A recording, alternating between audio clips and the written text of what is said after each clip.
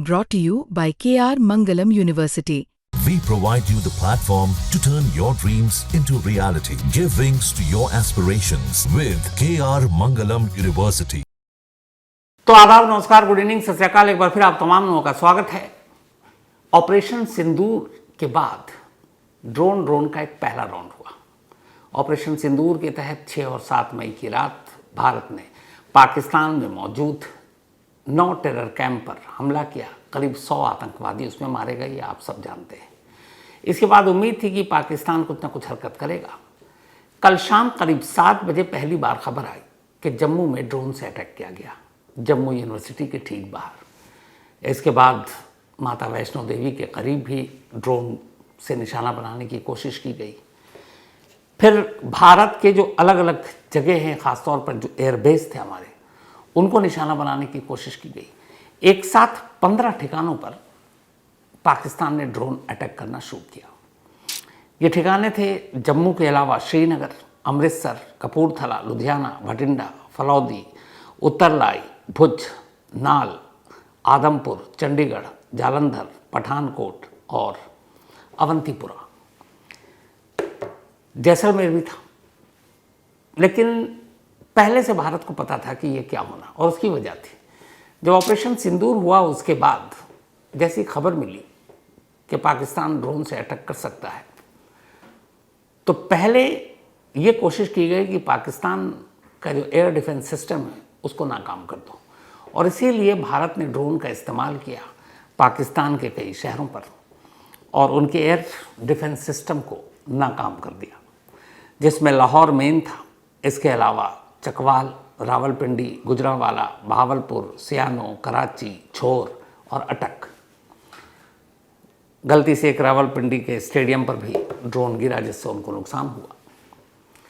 तो अब इतनी जगहों पर जब एयर डिफेंस सिस्टम को ख़राब करने के लिए भारत ने ड्रोन का इस्तेमाल किया, तो जवाब में पता था कि पाकिस्तान करेगा, लेकिन भारत को पहले से पता था कि पाकिस्तान कहाँ कर सकता है, और इसी के बाद तैयारी पूरी की गई। लेकिन कैसे ये सब कुछ हुआ और कौन सा हमारा वो ड्रोन सिस्टम था जिसे हम सुदर्शन चक्र कहते हैं, जिस चक्र के आगे कोई बच नहीं पाता, उससे पहले बहुत सारे लोगों को जिन्हें नहीं पता है ये बता दूं कि ड्रोन होता क्या है। एक जहाज़ होता है, प्लेन होता है, आप सभी देखते हैं, लेकिन वो पायलट चलाता है। ड्रोन का आविष्कार इसलिए किया गया कि जहाँ पर ख़तरे ज़्यादा हो या फिर बहुत सारी ऐसी चीज़ें हैं जहाँ पे किसी पायलट या इंसानी जान को बचाया जा सके और बाकी के भी काम हो सके। तो शुरुआत तो हुई कि ख़तरों वाली जगह पर कोई ऐसा प्लेन बनाया जाए जो उड़े और जिसमें पायलट ना हो, पायलट रहित प्लेन हो। तो इसी के बाद ड्रोन के ऊपर काम शुरू किया गया। फिर ड्रोन बना। तो ड्रोन असल में वो एक तरह का जहाज़ आप मान लीजिए जिसमें पायलट नहीं होता, जो नीचे से कंट्रोल होता है, या फिर उसी के अंदर जीपीएस और सारे सिस्टम फिट कर दिए जाते हैं। उसको एक तरह से पूरी तरीके से नीचे ही तैयार कर दिया जाता है। उसमें सब कुछ लोकेशन और ये सारी चीज़ें फिट करने के बाद उसे उसके डायरेक्शन पर भेज दिया जाता है और फिर वो अपना काम कर लेता है। कुछ ड्रोन नीचे से रिमोट से भी ऑपरेट होते हैं, लेकिन ज़्यादातर ड्रोन जो है वो जीपीएस और बाकी सब पहले से ही उसमें पूरा सिस्टम लॉक कर दिया जाता है। शुरुआत में जब ड्रोन बना तो बहुत सारे ख़तरनाक, पहले ये था कि पायलट की जान बचाए, बड़ी कीमती जान होती है, लेकिन धीरे धीरे उसका इस्तेमाल बहुत अच्छे अच्छे कामों में होने लगा। खेती में ड्रोन का बहुत बड़ा रोल होता है। आप कीटनाशक दवाएं डालनी है, पानी डालना है, आप ड्रोन का इस्तेमाल कर सकते हैं। जंगलों में आग लगती है तो ड्रोन के ज़रिए आप पानी से उस आग को बुझाते हैं।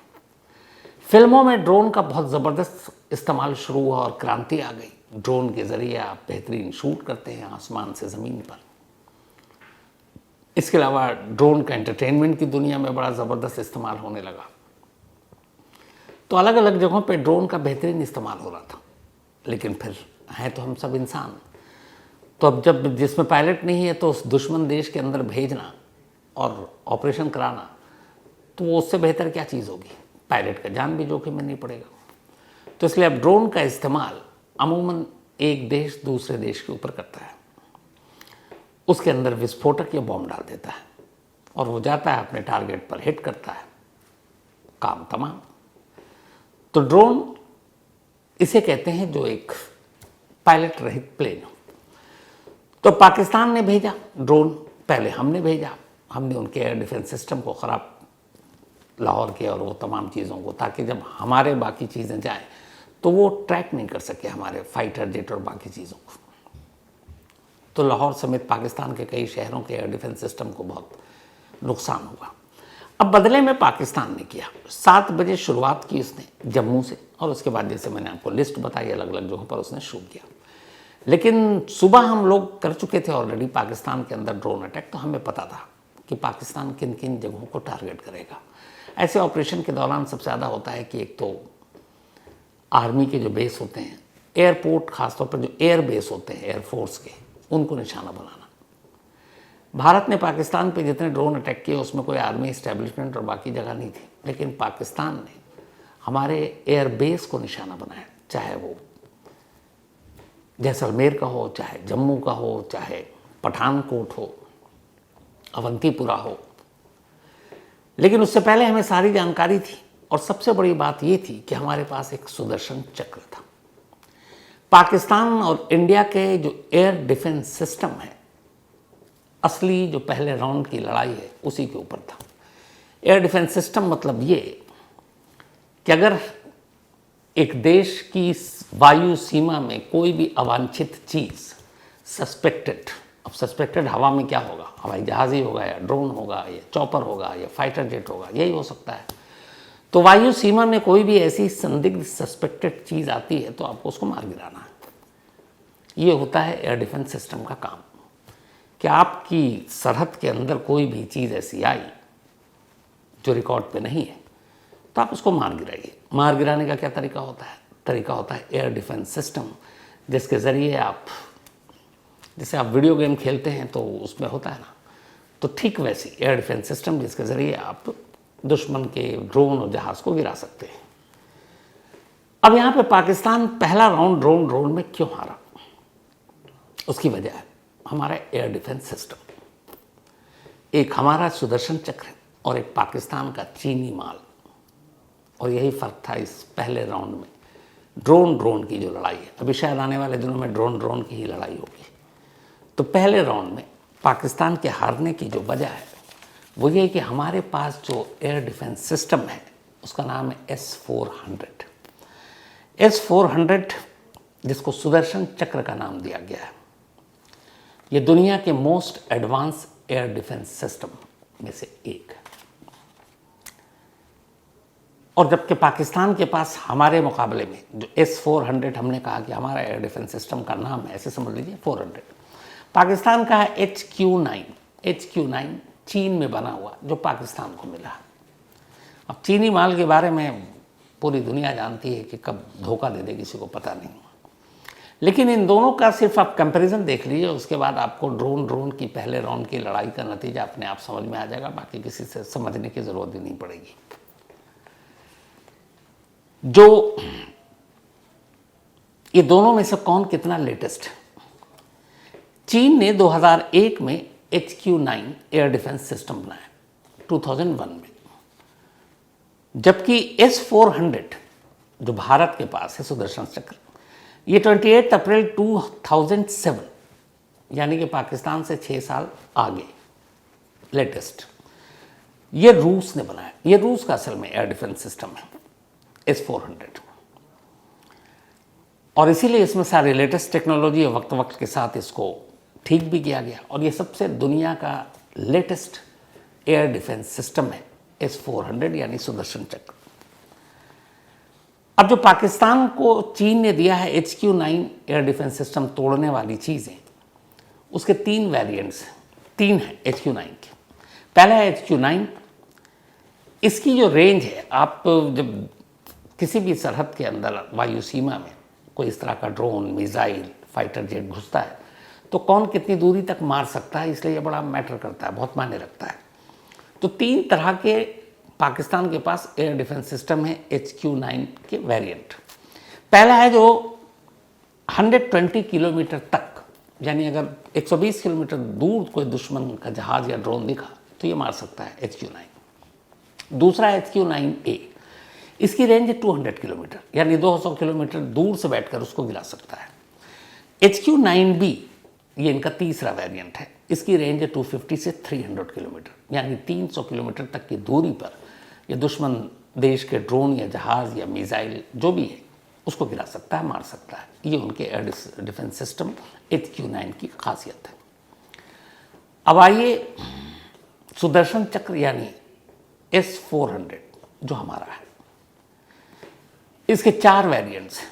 4 तरह के हमारे पास एयर डिफेंस सिस्टम S-400 के तहत आते हैं और इसकी रेंज है 40 किलोमीटर, पहला 40 किलोमीटर तक नज़दीक वाले को, दूसरा 120 किलोमीटर तक, तीसरा वेरिएंट है 200 से 250 किलोमीटर और चौथा जो है 400 किलोमीटर।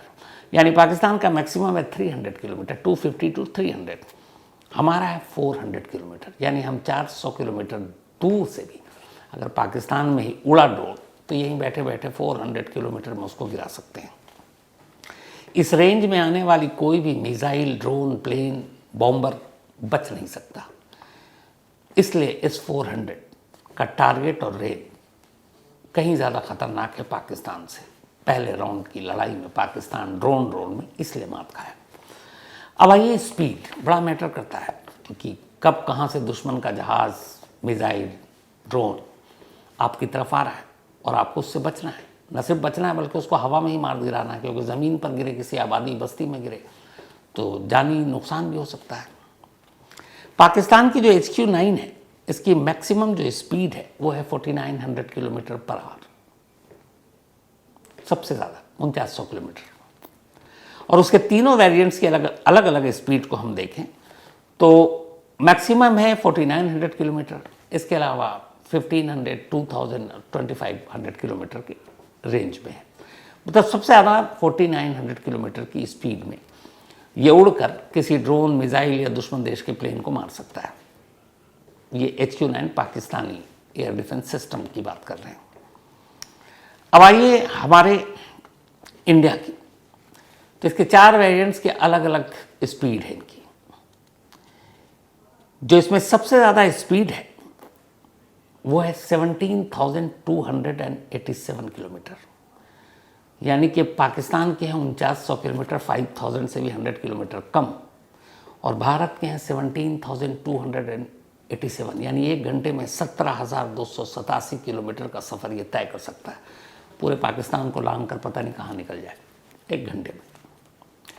तो स्पीड में कोई मुकाबला नहीं है। लगभग 3 गुना से भी ज़्यादा, लगभग 4 गुना के करीब स्पीड है। जबकि इससे नीचे की अगर हम बात करें तो जब से सबसे लोएस्ट है वो है 3185, 3185 किलोमीटर। इसके अलावा फिर 7285 किलोमीटर, मैक्सिमम 17287 किलोमीटर।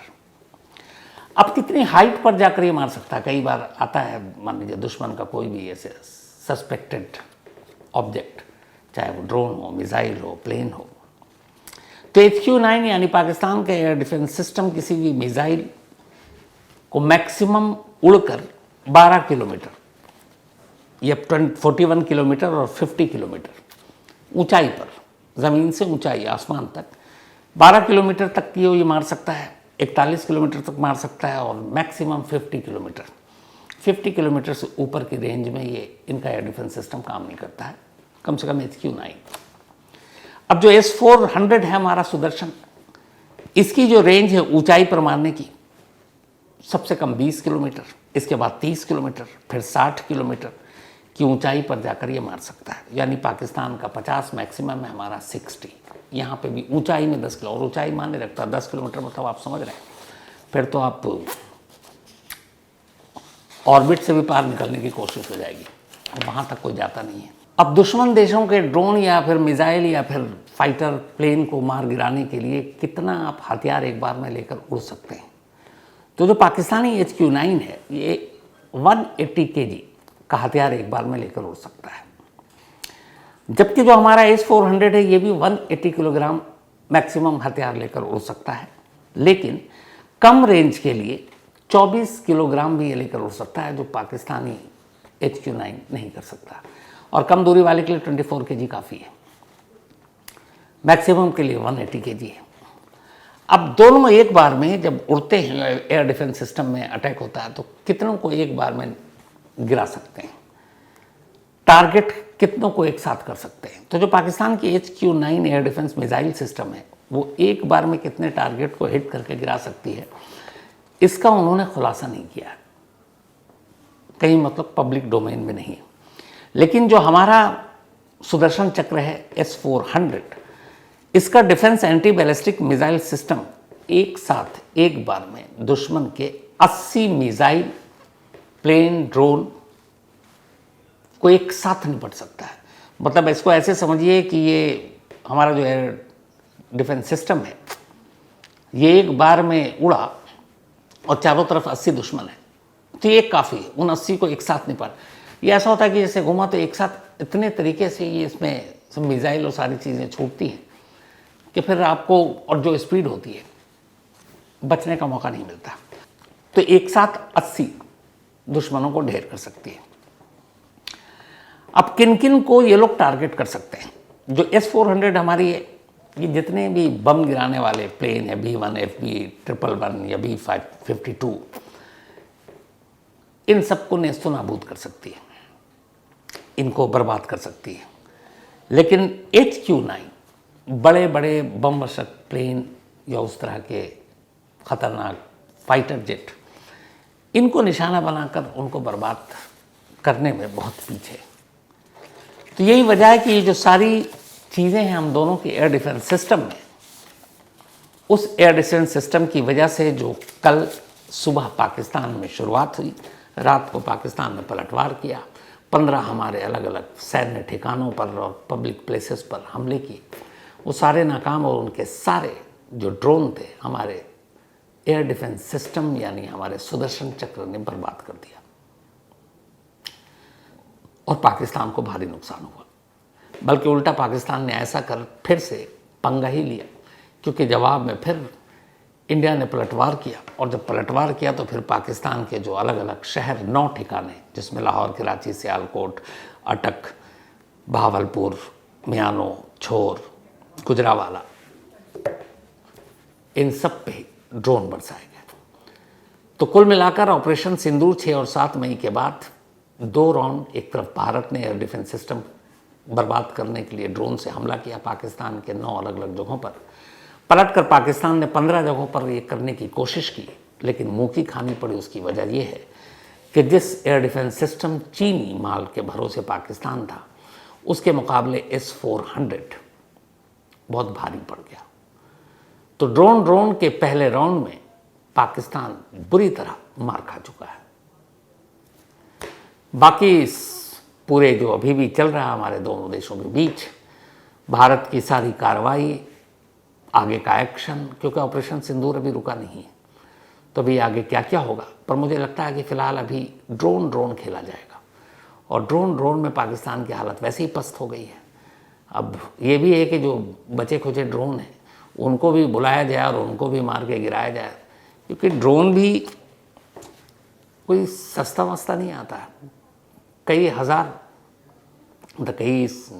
हज़ारों करोड़ में आप बहुत सारे ड्रोन्स खरीदते हैं। एग्जैक्ट इस वक्त कहीं पे एक वो भी था कि ड्रोन की कीमत है, एक ड्रोन की कीमत 5 करोड़ 98 लाख, लगभग रफली 6 करोड़ रुपए का एक ड्रोन आता है।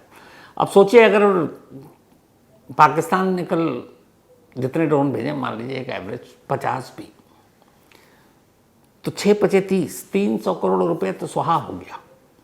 तो इसी तरीके से वो और ड्रोन भेजता रहे और गिराते रहे, 6 करोड़ का एक ड्रोन, कितने दिन पाकिस्तान इतने ड्रोन का खर्चा बर्दाश्त कर पाएगा? तो अभी ड्रोन चलेगा और होना भी चाहिए, ताकि पहले सारे ड्रोन ख़त्म करा दिए जाए, उनके मिसाइल ख़त्म करा दिया जाए, फिर आगे तसल्ली से सब कुछ होगा। तो आज कहानी में अभी इतना ही। अब आपसे मुलाकात होगी रात 9 बजे कहानी के साथ। तब तक अपना और अपनों का ख्याल रखिएगा। Thank you very much.